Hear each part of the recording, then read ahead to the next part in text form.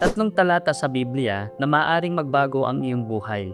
Pagkagising mo, sabihin mo lamang ang tatlong talatang ito at maaari nang magsimulang magbago ang iyong buhay. Unang talata, Deuteronomio 11 verse 24. Bawat dakong tuntungan ng talampakan ng iyong paa ay magiging inyo. Sa pagsasabi nito, kinikilala mo ang presensya ng Diyos at nagtitiwala na saan ka man magpunta, siya ay kasama mo at nagdadala ng tagumpay. Ikalawang talata, Kawikaan 16 verse 3. Iukol mo sa Panginoon ang iyong mga gawa at ang iyong mga panukala ay matatatag.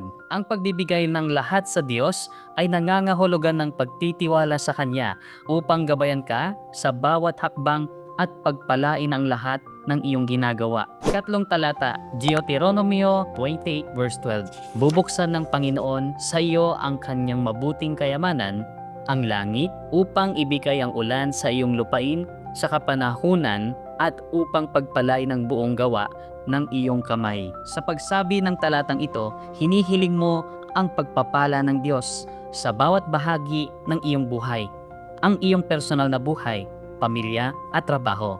Kung nabasa mo na ito, i-type ang Amen sa mga komento para sabay nating ipahayag ang mga pangako ng Diyos. Gayon din, ibahagi ang mensaheng ito sa tatlong taong naaalala mo para matanggap din nila ang pagpapala at lakas mula sa mga talatang ito.